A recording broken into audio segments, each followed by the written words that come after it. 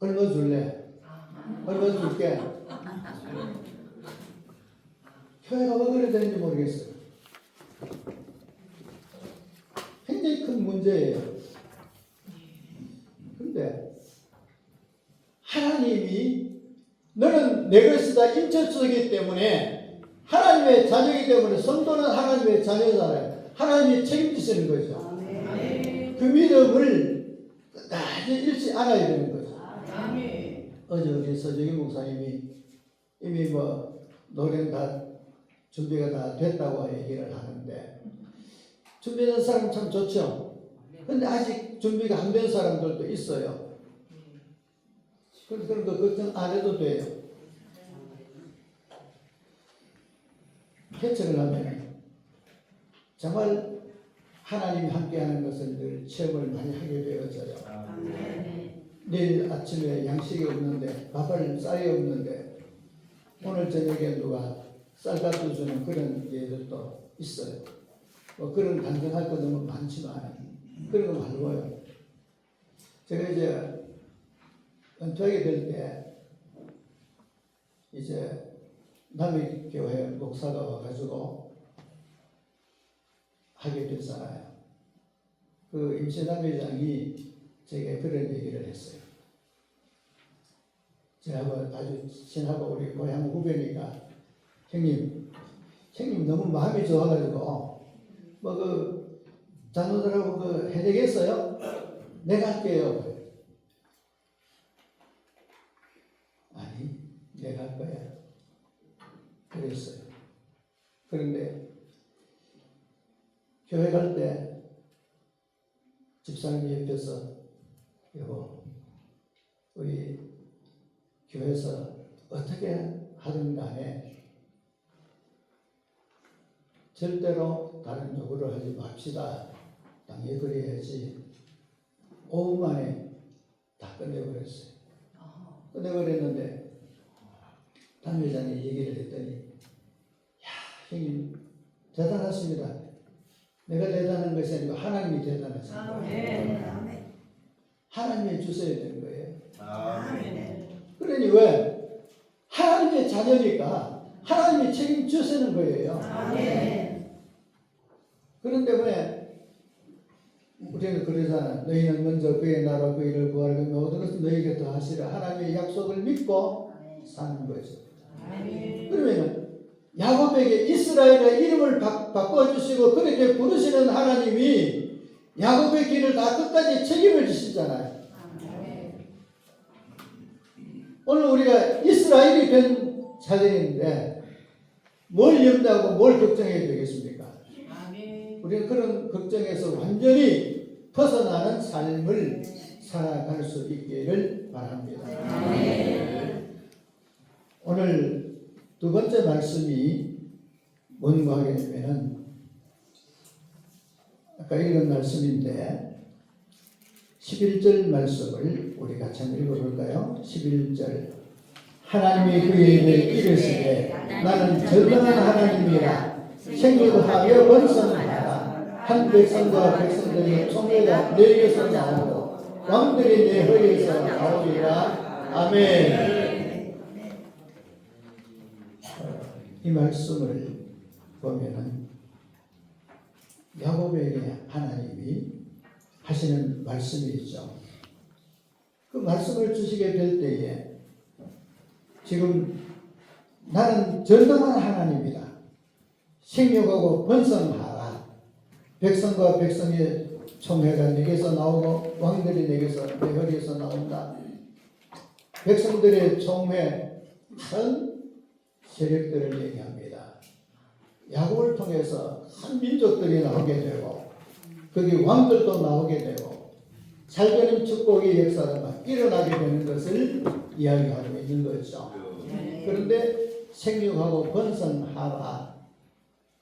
그런데 그때에 야곱이 이미 자녀가 몇 명이었습니까? 12명. 11명이죠. 베냐민은 아직 더 태어나지 않았어요.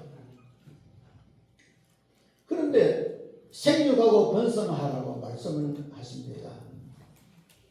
그렇게 했을까요? 당연히 있죠. 왜요? 애굽에 이스라엘 백성들이 내려갈 때에 70명이면 자녀들 몇 명 더 낳았을까요? 많이 낳았죠. 오늘 제 얘기가 좀 생뚱맞게 들릴 얘기를 좀 하려고 합니다. 왜냐하면 우리 대한민국은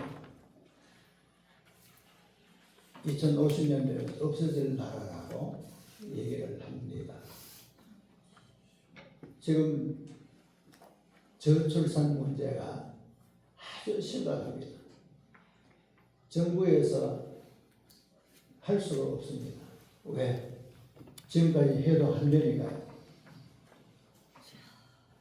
그래서 지금 정부에서 교회를 찾아와가지고 이 문제를 좀 해결해 달라고 요청을 하고 있습니다. 그런데 어제 우리 강사 목사님이 정부를 믿지 말라고 얘기를 했는데 정부를 믿지 말라는 얘기가 뭔지 알아요? 정부가 못한다는 얘기입니다. 할 수 있는 것은 누가 하느냐? 교회는 하나님이 하시는 거예요. 교회를 통해서 하시는 거예요. 자, 우리 회장님이 인사말을 쓴 가운데 뭔 말이 나왔습니까? 지금 여기에 팬데믹으로 70만 이상의 성도가 감소했고 천여교회가 회복하지 못하고 있다고. 사실이에요. 사실인데 이게 사실이 아닌 교회들이 있어요. 어떤 교회냐? 문정권 때 이것 때문에 교회를 말살시키려고 했던 정책이잖아요. 그래서 교회 예배를 못 드리게 하고 그렇게 했죠. 그럼에도 불구하고 계속해서 정부와 싸우고 예배를 드렸던 교회는 개당이 안 돼요. 우리 손현보 목사님 교회가 특별하죠.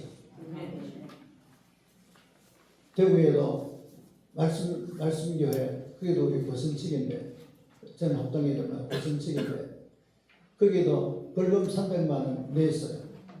그러면서 성도들이 모여오는데 어떻게 예배를 안 드립니까 하면서 계속 예배를 드렸어요. 해당 안 돼요. 정부 시책에 따랐던 사람들은 고난을 겪는 거예요. 왜 예배를 정부가 드려라 못 드려라 해야 되겠습니까? 예배는 하나님께 드리는 것입니다. 그대로 예배 드린 교회는 상관이 없어요. 그런데 지금 우리나라가 이렇게 어려워진 이유를 정부 시책에 순종했기 때문이라는 것을 사람들이 잘 몰라요. 성도들이 몰라요. 왜 그렇게 되면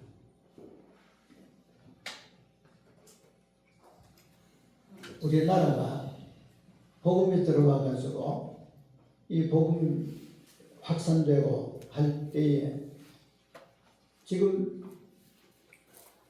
너무너무 생활이 가난하고 힘들었잖아요. 그래 힘드니까 그 박정희 대통령이 생활운동을 일으켰는데 생활운동을 일으킬 때 잘 살아보세 잘 살아보세 얼마나 신났습니까? 좋았죠? 초가집을 스레터로 바꾸고 뭐 골목을 바꾸고 좋았어요. 좋았는데 안 좋은 것이 있었습니다. 그게 뭔가 하게 되면 가족계획입니다. 가족계획을 하게 되잖아요. 이 가족계획을 하게 될 때 그 슬로건이 뭔지 아세요? 둘 만나 잘 기르자. 예. 얘기 나오죠. 그런데 둘만 낳으면 나중에 얘기고 처음에는 뭐였는가 하면 많이나 고생 말고 적게나 잘 기르자. 이것이 60년대 처음에 구호입니다. 덮어놓고 나타보면 거짓골을 모면합니다. 두 번째는 70년대 딸라들 구별 말고 둘만 낳아 잘 기르자 그랬죠. 80년대에 와서는 하나만 낳아도 3천리는 소만한 그래서 하나님께 운동을 했습니다. 그게 90년대 들어서 성공을 했어요. 인구가 점점 줄어들었습니다. 못 사는 것은 인구가 많아서 못 사는 줄로 정부는 알았습니다. 그런데 이 1900년대에 이제 저출산 정책이 성공하자 정부에서 뭘 깨달으면 아이 큰일 났구나. 뭐 큰일 났느냐. 인구가 줄어지니까 안 되는 겁니다. 일꾼이 없어지고 나라가 망하게 됐어요. 그래서 2005년도에 표가 바뀝니다. 아빠 혼자는 싫어요. 엄마 저도 동생 하나 낳아주세요. 이렇게 구호가 바뀌어지게 됩니다. 그러면서 계속해서 이어오는 것이 뭐냐면 출산 정책으로 나가는데 지금까지 수도원 후보도 안 되는 거예요. 그런데 중요한 것이 뭔가 하면 하나씩 운동을 하고 둘씩 운동을 하고 뭐 이렇게 가족 계획을 발표를 해가지고 할 때 교회는 그렇게 하면 안 된다고 한 일이 없다는 사실. 교회가 그대로 동조를 했어요.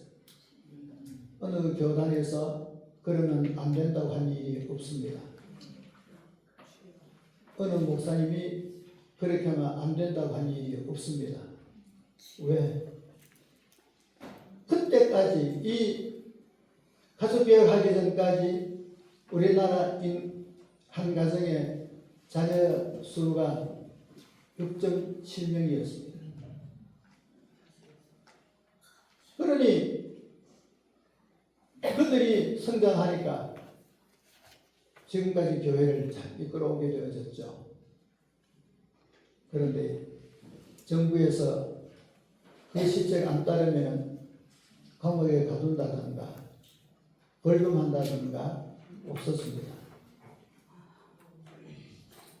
그러죠. 근데 어디에 위반되느냐? 생육하고 번성하라는 말씀에 위반하는 겁니다. 하나님의 말씀을 거역한 겁니다. 하나님이 인생에게 주신 첫 번째 복이 생육 번성이에요. 하나님이 복을 주시면 그런데 성경에 물론 아브라함에도 내 자녀들이 많고 뭐 하늘의 별소 많고 이것도 나오는데 복을 주시며 생육을 번성하라는 것은 성경에 딱 세 군데 나옵니다. 오늘 본문이 하나고 한 번은 1장 28절에 아담 하와에게 주신 말씀이고 창세기 9장 1절에 노아에게 주신 말씀이에요. 그러면 우리 노아에게 아담에게 하나님이 말씀 주실 때는 이해가 되죠. 왜? 사람 없으니까 빨리 많이 낳아야 되잖아요. 근데 오늘 야곱에게 이름까지 바꿔주시면서 생육하고 번성하라고 하신 말씀은 어떤 명령입니까? 하나님의 명령이고 하나님의 또 축복이고 하나님이 주신 사명이에요. 자녀가 많아도 더 많이 낳으라는 거예요. 그런데 이제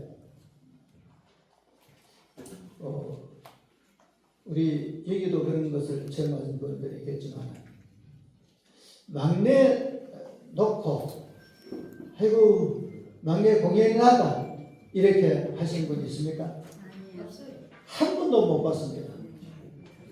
막내에 놓고 너무너무 아이고 이 양 나서 어쩔 뻔했노. 다 좋아하더라고요. 우리 가문에도 그렇습니다. 저희 아버님이 8남매를 낳았는데 제가 8남매의 맞이에요. 오남 3녀예요.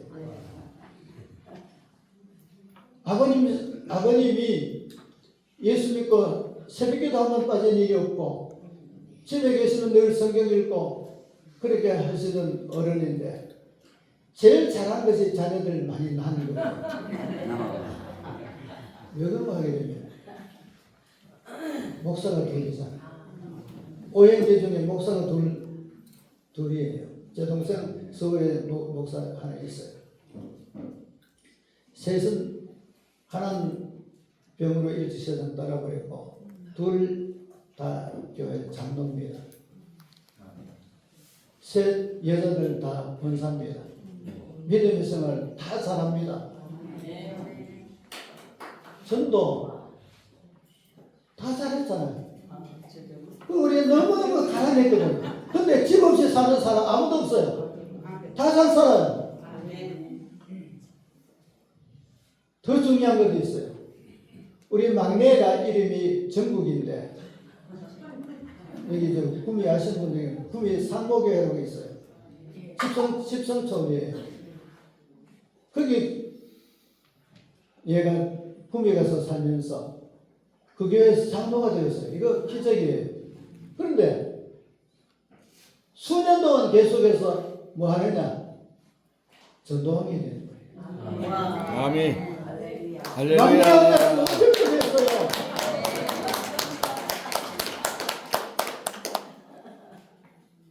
지금도 얼마나 봉사를 많이 하고 전도를 많이 그냥 그 교회 데려오는 거 말고 얘는 데려와가지고 완전히 다 정착시켜 세례받고 만든 숫자가 10명 이상 늘 넘어요. 12명, 13명 그렇게 늘 해요. 우리가 이제 지금 이런 가운데 요새 결혼식에 가서 보면은 제가 결혼 주례할 때만 하더라도 신랑 신부에게 축복하기를 생육하고 번성하는 축복을 빌었어요. 근데 지금 그 축복 아니에요. 자녀를 적당하게 주시고 그게 제일 많이 하는 거고 아니면 그것조차도 없어버려요. 그러니 이 책임이 누구에게 있느냐? 우리에게 있어요. 이거는 사명이에요. 자, 이 말씀을 그대로 영적으로 해석을 해서 전도 많이 하는 것으로만 해석을 합니다.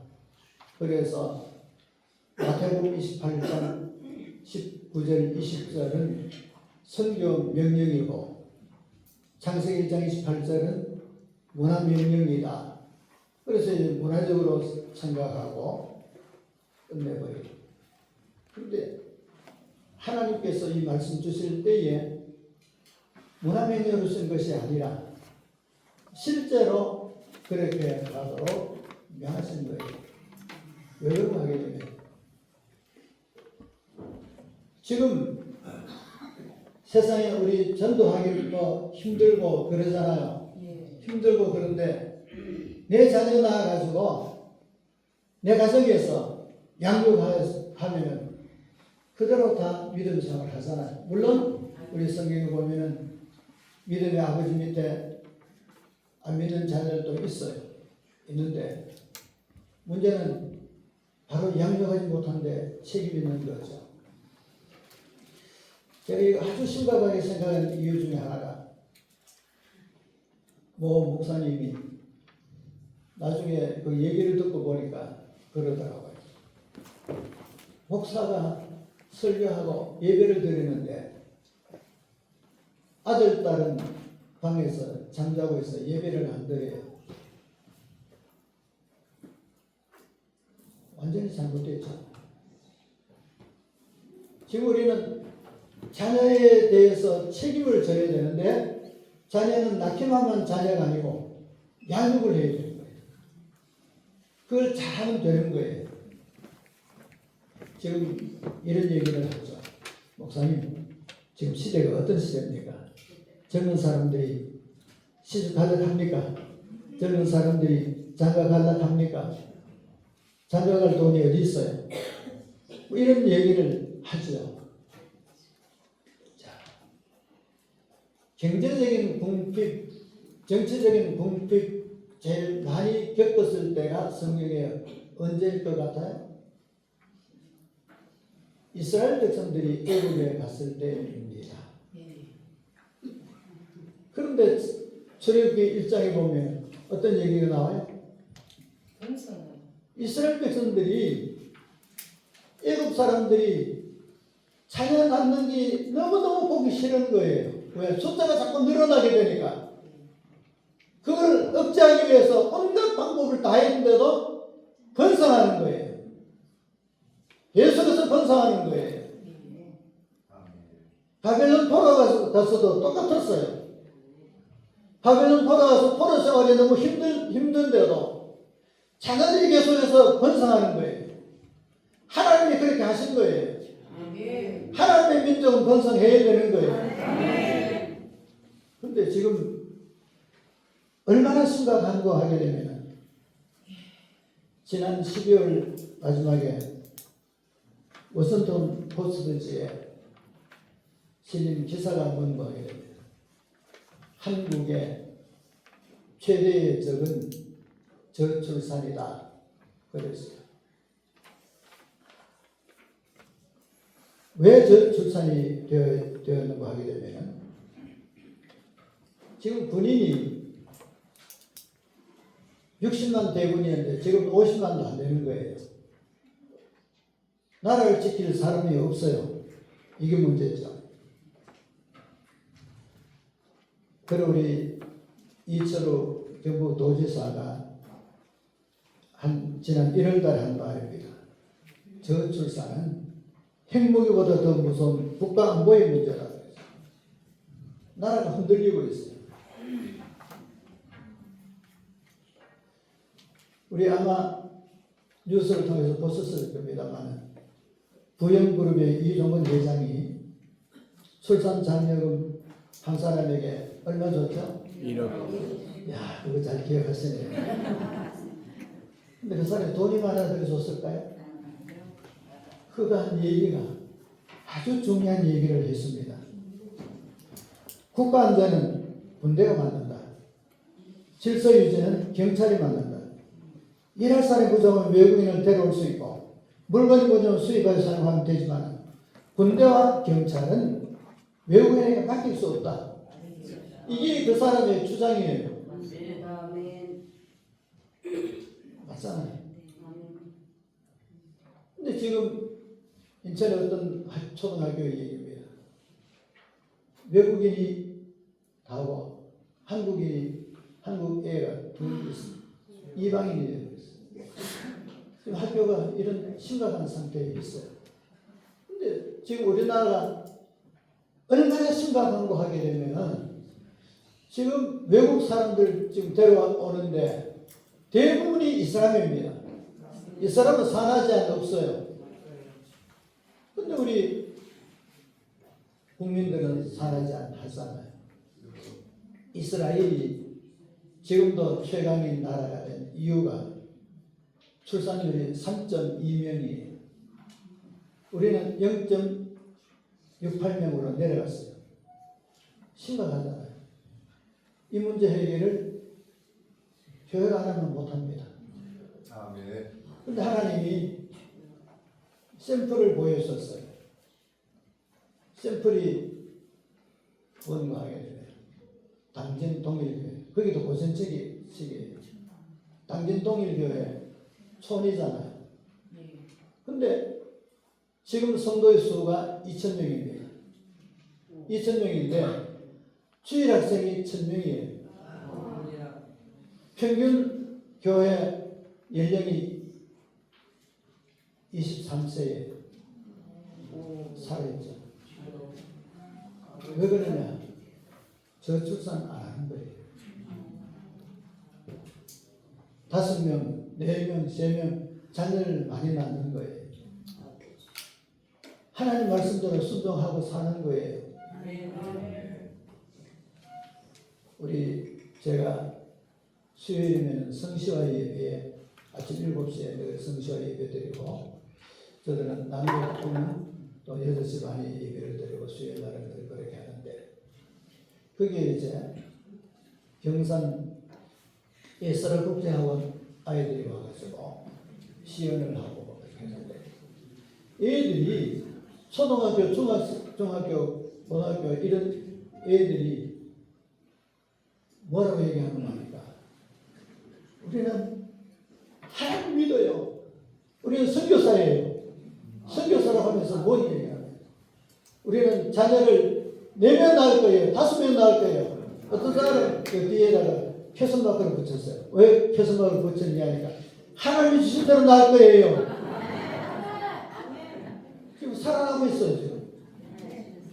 지금 우리는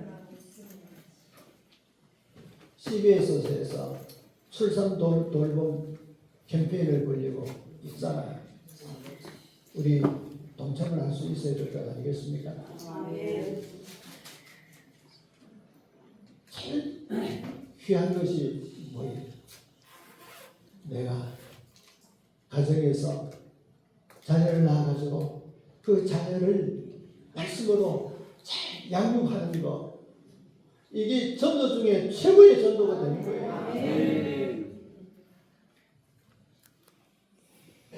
그래서 지금 저는 저부터 회개해야 될 사람이죠. 왜 그러냐면 자녀 셋밖에 못 낳았어요. 자녀 셋밖에 못 낳은 이유가 뭔가요? 어느 날 제가 전도사 신절인데 셋째 낳고 좀 신방을 하고 왔는데 집사람이 방에서 누워 있더라고요. 좀 마음이 그런갑다 했는데 나중에 하는 얘기가 병원에 갔다 왔대요.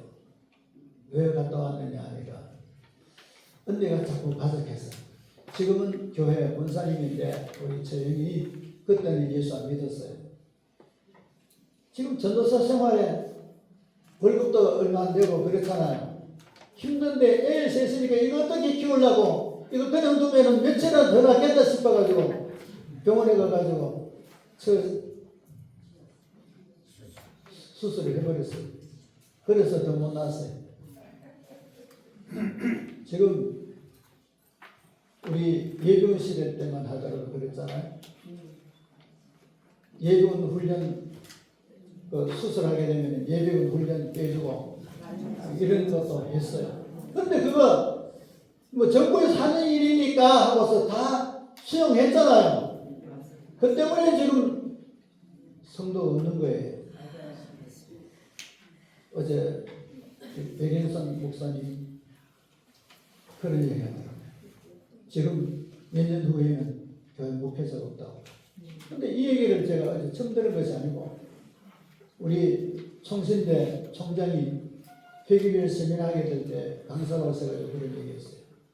지금 몇 년 후에는 부교육자가 없습니다. 부교육자 할 사람이 없습니다.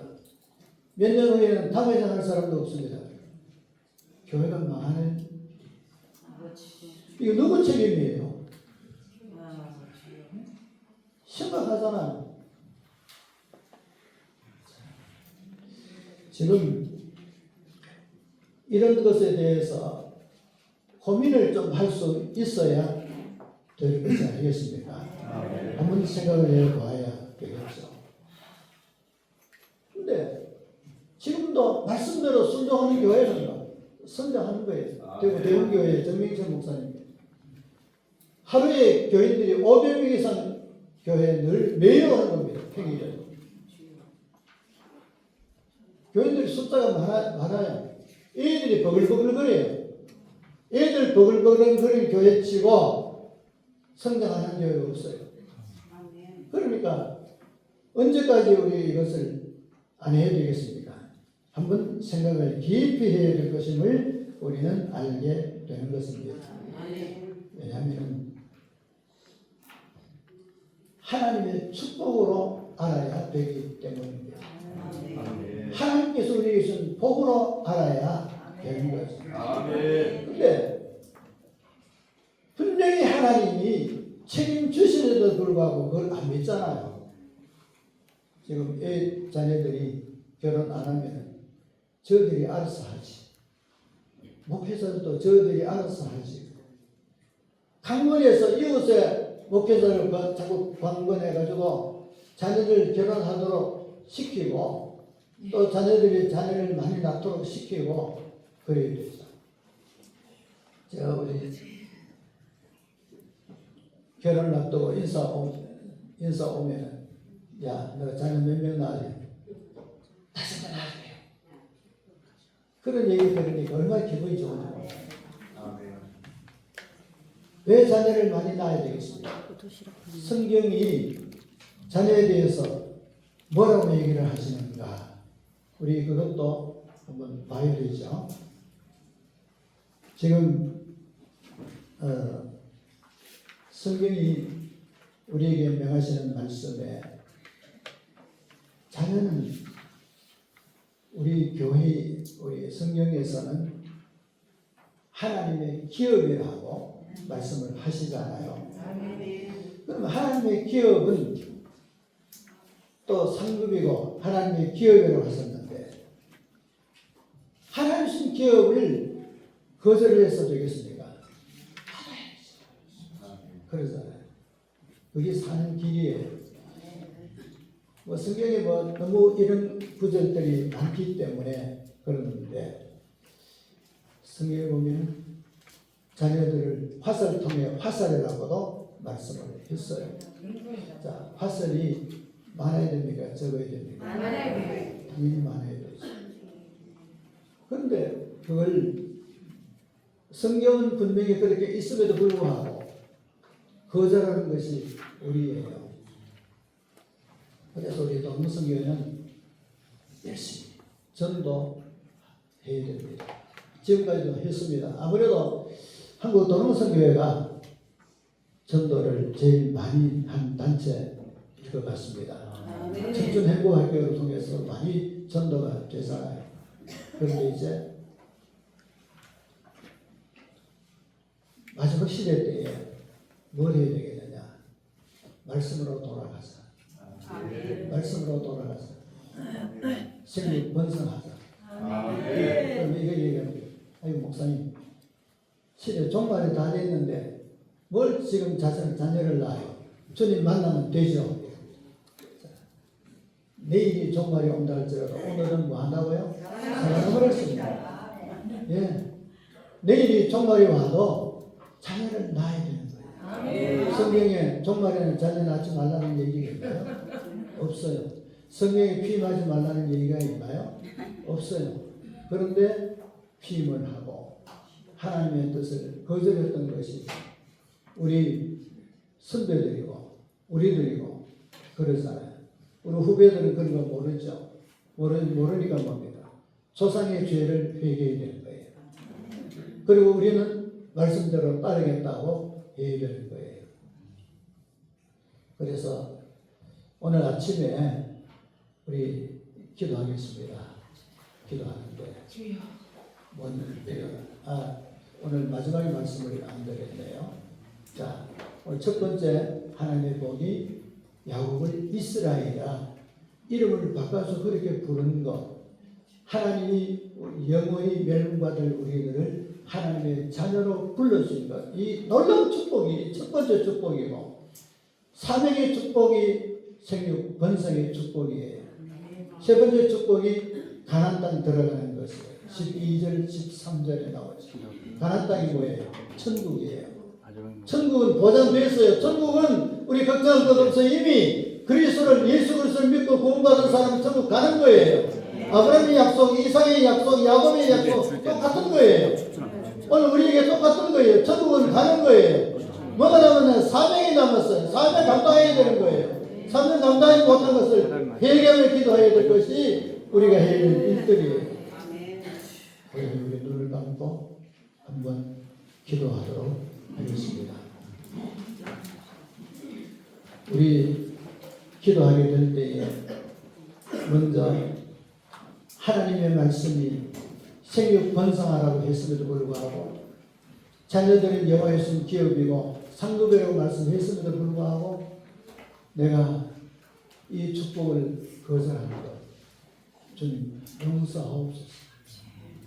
내가 무지했습니다. 내가 부족했습니다. 내가 알지 못했습니다. 이제 알고는 순종의 사람이 되겠습니다. 다른 사람을 강권해서 말씀대로 살라고 권면도 하고 내가 먼저 실천하겠습니다. 이런 마음 가지고 말씀에 순종하지 못한 죄를 우리 뚱딴지처럼 내가 하나님의 자녀임에도 불구하고 내가 뭘 하려고 했던 것 주님 용서해 주옵소서. 주여라고 한번 부르며 기도드리겠습니다. 주여